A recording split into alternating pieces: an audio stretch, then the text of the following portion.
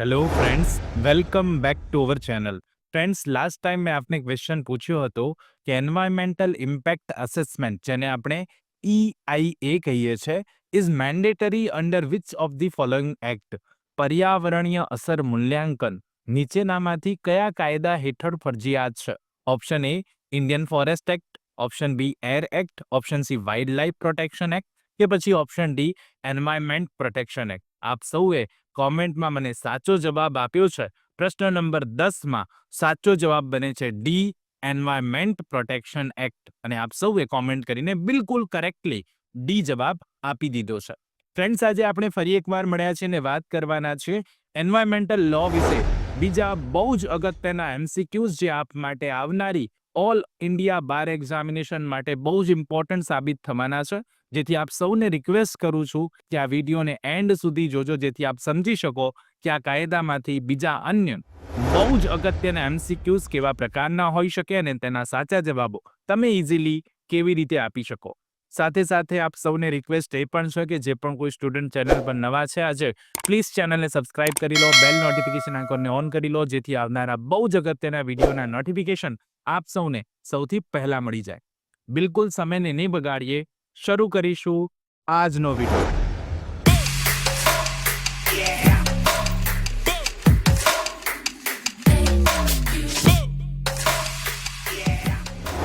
પ્રશ્ન નંબર 11 છે, national green tribunal can not exercise its jurisdiction with reference to. National green tribunal તેના અધિકાર ક્ષેત્રનો ઉપયોગ નીચેનામાંથી કોના સંદર્ભમાં કરી શકતી નથી એવું પૂછેલું છે.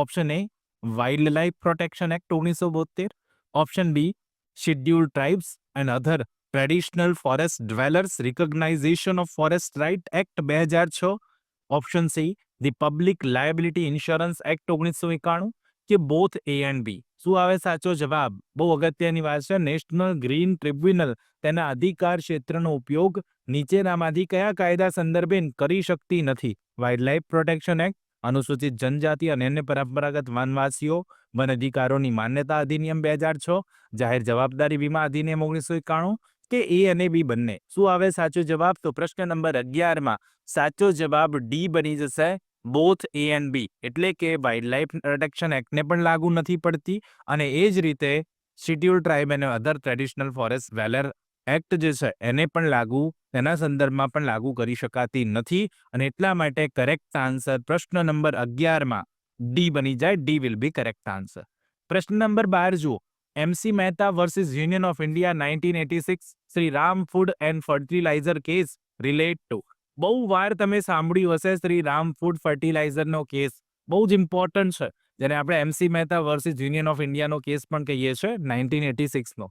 એ નીચેનામાંથી કોની સાથે સંબંધ ધરાવતો કેસ છે? Option A oleum gas leak, option B Ganga water cleaning, ગંગાના પાણીની સફાઈ, ઓપ્શન સી ચાઇલ્ડ લેબર બાળ મજૂરી કે ઓપ્શન ડી બોન્ડેડ લેબર બંધિયાર મજૂરી. શું આવે સાચો જવાબ? તો 1986 જે છે ભોપાલ ગેસ ટ્રેજડીની યાદ અપાવે છે. 12 નંબરમાં સાચો જવાબ એ બનશે. ઓલિયમ ગેસ લીક જે છે એની સાથે રિલેટેડ આ કેસ છે, જેને Shri Ram food and fertiliser case તરીકે પણ આપણે ઓળખીએ છીએ. A will be correct answer. તમારા માટે બહુ જ અગત્યનો આ પ્રશ્ન છે, ખાસ યાદ રાખજો, પ્રશ્ન પૂછાઈ શકે. 12 નંબરનો પ્રશ્ન મોસ્ટ ઇમ્પોર્ટન્ટ. 13 નંબર જોઈએ, habitat does not include under the wildlife protection act 1978. વન્ય જીવ સંરક્ષણ અધિનિયમ 1972 હેઠળ આવાસનો સમાવેશ થતો નથી. નીચેનામાંથી કયા આવાસનો સમાવેશ નહીં થાય? લેન્ડ એટલે કે જમીન, વોટર એટલે કે પાણી, વેજીટેશન એટલે કે વનસ્પતિ કે બોટનિકલ ગાર્ડન. શું આવે સાચો જવાબ?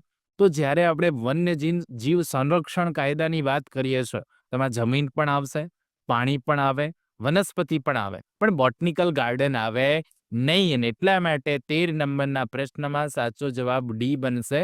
Botanical garden will be correct answer. 14 જુઓ, which convention was adopted for protection of ozone layer? તમને ખબર હોય તો ઓઝોન સ્તર જે છે, ઓઝોન સ્તર છે એના પ્રોટેક્શન માટે પણ સંમેલન થયા છે.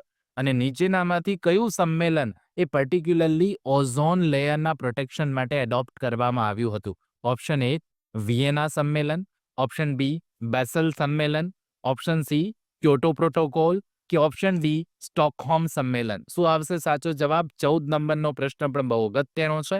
14માં ઓઝોન સ્તરના રક્ષણની વાત હોય, સંમેલન વિયેના સંમેલન જે છે તમારે યાદ રાખી લેવાનું. A will be correct answer. સાચો જવાબ એ બની જશે. પ્રશ્ન નંબર 15 જુઓ. Greenhouse conference is also known as. Greenhouse કોન્ફરન્સને બીજા કયા નામે ઓળખાય છે? Option A earth summit, option B Kyoto conference, option C Montreal protocol કે ઓપ્શન ડી સ્ટોકહોમ કોન્ફરન્સ? શું આવશે સાચો જવાબ? ગ્રીન હાઉસ કોન્ફરન્સને બીજા કયા નામે ઓળખીએ છીએ આપણે?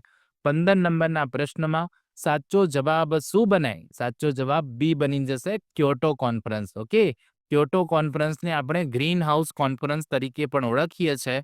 બી વિલ બી કરેક્ટ આન્સર. પ્રશ્ન નંબર 16. In which of the following year Project Tiger was launch? નીચેનામાંથી કયા વર્ષમાં પ્રોજેક્ટ ટાઈગર શરૂ કરવામાં આવ્યો હતો? હવે વર્ષ જ પૂછેલું છે ડાયરેક્ટ, અને અગત્યનો પ્રશ્ન. 1973, 1972, 1977 કે 1974? શું આવે સાચો જવાબ 16 નંબરના પ્રશ્નમાં? પ્રોજેક્ટ ટાઈગરની શરૂઆતની વાત હોય તો 16 નંબરના પ્રશ્નનો સાચો જવાબ એ બનશે 1973. A will be correct answer. 1973માં પ્રોજેક્ટ ટાઈગર શરૂ કરવામાં આવ્યો હતો. 17 નંબરનો પ્રશ્ન જુઓ. Who has the power to make rules to regulate the transit of all timber and other forest produce under Indian Forest Act? ભારતીય વન અધિનિયમ હેઠળ તમામ લાકડા અને અન્ય વન પેદાશોના પરિવહનને નિયંત્રિત કરવા માટે નિયમો બનાવવાની સત્તા નીચેનામાંથી કોની પાસે છે? જે નિયમો બનાવે, જે લાકડા મળે જંગલમાંથી, એને નિયંત્રિત કરવું પડે, અને નિયંત્રિત કરવા માટે નિયમો બનાવવાની સત્તા નીચેનામાંથી કોની પાસે છે? ઓપ્શન એ સેન્ટ્રલ ગવર્મેન્ટ એટલે કે કેન્દ્ર સરકાર, ઓપ્શન બી સ્ટેટ ગવર્મેન્ટ એટલે કે રાજ્ય સરકાર, ઓપ્શન સી કલેક્ટર કે option D forest settlement officer? શું આવે સાચો જવાબ? 17 નંબરના પ્રશ્ન બહુ અગત્યનો પ્રશ્ન છે, ખાસ યાદ રાખજો. 17 નંબરના પ્રશ્નમાં સાચો જવાબ બની જશે બી, રાજ્ય સરકાર. શું આવે જવાબ? રાજ્ય સરકારને આ સત્તા છે એ નિયંત્રિત કરે. બી વિલ બી કરેક્ટ આન્સર. મિત્રો, આપણે જાણીએ છીએ તેમ ઓલ ઇન્ડિયા બાર એક્ઝામિનેશન એક ઓપન બુક એક્ઝામ હોય છે, અને તમે આ એક્ઝામમાં 2 રેક્ટ્સ લઈને જઈ શકો છો.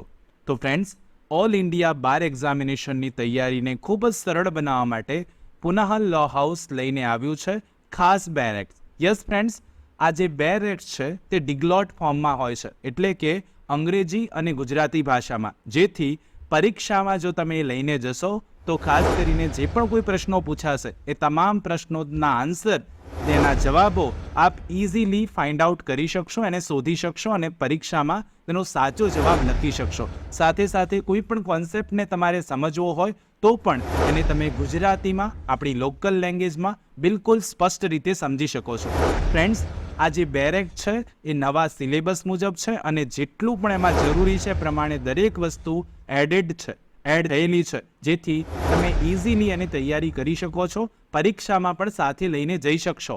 અને આ સંપૂર્ણ રીતે જ્યારે તમે 2 રેક્ટ મંગાવો છો ત્યારે એ પણ તમારે માટે ફાયદાની વાત એ પણ છે કે જો તમે આ 2 રેક્ટ્સ મંગાવશો તો ગુજરાતના કોઈ પણ ખૂણામાં એની ફ્રી ડિલિવરી કરી આપવામાં આવશે ફ્રેન્ડ્સ. અને સાથે સાથે ફ્રેન્ડ્સ, આ બુકની સાથે એક બીજી બુક પણ રિફર કરું છું, જે છે આપણા ઓલ્ડ પ્રશ્નપત્રો, ઓલ ઇન્ડિયા બાર એક્ઝામિનેશનના old question, previous question paper જે છે એ પણ, એની પણ એક બુક છે જે પુનાહલ લો હાઉસે બહાર પાડી છે, ને જે તમારા માટે બહુ જ ઉપયોગી સાબિત થવાની છે. તમે પેપર સોલ્યુશન કરશો તો એનાથી તમને ઘણો બધો ફાયદો થવાનો છે. તો ફ્રેન્ડ્સ, રાહ શાની જુઓ છો? જો તમારી પાસે 2 રેક્ટ નથી તો આજે ને આજે સ્ક્રીન પર આપેલો નંબર છે, ડિટેલ્સ મેં આપી દીધી છે સ્ક્રીન પર, આપ એ 2 રેક્ટ્સ મંગાવી શકો છો, અને સાથે સાથે એની એ રીતે તૈયારી પણ કરી શકો છો, જે આપને આ તૈયારી કરવામાં બહુ જ સરળતા રહેશે આ 2 રેક્ટ્સથી. 18 નંબરનો પ્રશ્ન જુઓ. Under section 26 of the Indian forest act 1927, the imprisonment for doing the prohibited act in reserve forest is up to. હવે પ્રશ્ન એવો પૂછ્યો કે ભારતીય વન અધિનિયમ 1927ની કલમ 26 હેઠળ જે રિઝર્વ ફોરેસ્ટ એટલે કે આરક્ષિત જંગલો હોય એમાં અમુક કૃત્યો પર પ્રતિબંધ મૂકેલા છે, અને જો આવા પ્રતિબંધિત કૃત્યો કોઈ વ્યક્તિ કરશે તો એને કેટલી જેલની સજા થાય? ઓપ્શન એ 6 મહિના, ઓપ્શન બી 4 મહિના, ઓપ્શન સી 12 મહિના કે ઓપ્શન ડી ઉપરોક્તમાંથી કોઈ નહીં? તો 18 નંબરના પ્રશ્નમાં રિઝર્વ ફોરેસ્ટની વાત છે ને એમાં પ્રોહિબિટેડ કૃત્યો કોઈ કરશે તો 18 નંબરના પ્રશ્નમાં સાચો જવાબ એ બનશે. 6 મહિના સુધીની કેદની જોગવાઈ છે. 18માં સાચો જવાબ એ બની જાય. 19 નંબરનો પ્રશ્ન આપ સૌની સ્ક્રીન પર છે. The earth summit at Rio created a framework convention. Rio ખાતે અર્થ સમિટે નીચેનામાંથી કોના પર એક ફ્રેમવર્ક સંમેલન બનાવ્યું હતું? Option A lose of C સમુદ્રના નિયમો, ઓપ્શન બી ક્લાઇમેટ ચેન્જ આબોહવા પરિવર્તન, option C protection of ozone layer ozone સ્તરનું રક્ષણ, કે પછી બાયોડાયવર્સિટી જૈવ વિવિધતા. શું આવે સાચો જવાબ?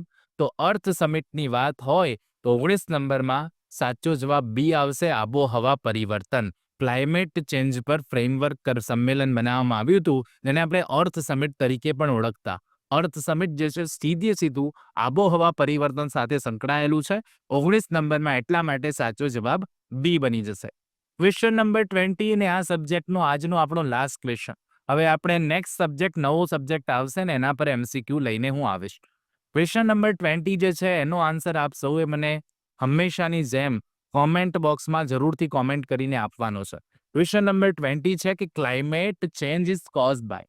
આબોહવા પરિવર્તન નીચેનામાંથી કયા કારણે થાય છે?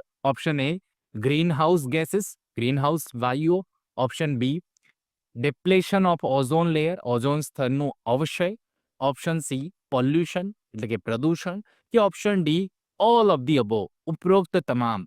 તો પ્રશ્ન નંબર 20નો જવાબ સાચો જે છે આપ સૌએ મને કોમેન્ટ બોક્સમાં જરૂરથી આપવાનો છે. પર્યાવરણના બહુ જ અગત્યના કાયદામાં આપણે 1 to 20 બહુ જ અગત્યના MCQ સમજ્યા છીએ અને આઈ હોપ સો તમને આ વિડીયો સારો લાગ્યો હશે. જો સારો લાગ્યો હોય તો એક લાઇક કરજો. ચેનલ પર નવા હોવ તો પ્લીઝ ચેનલને સબસ્ક્રાઇબ કરીને બેલ નોટિફિકેશન આઇકોનને ઓન કરી લો જેથી આવા બહુ જ અગત્યના વિડીયો આવે તો સીધું તમને નોટિફિકેશન મળી જાય. ફ્રેન્ડ્સ, આપના મિત્રો જે ઓલ ઇન્ડિયા બાર એક્ઝામિનેશન આપવાના છે એમને પણ આ વિડીયો જરૂરથી શેર કરી દેજો. મળીએ નેક્સ્ટ વિડીયોમાં નવા ટોપિક સાથે. ત્યાં સુધી જોતા રહો અમારી ચેનલ રિયલ એજ્યુકેશન કેચિટ. ખૂબ ખૂબ ધન્યવાદ. ખૂબ ખૂબ આભાર.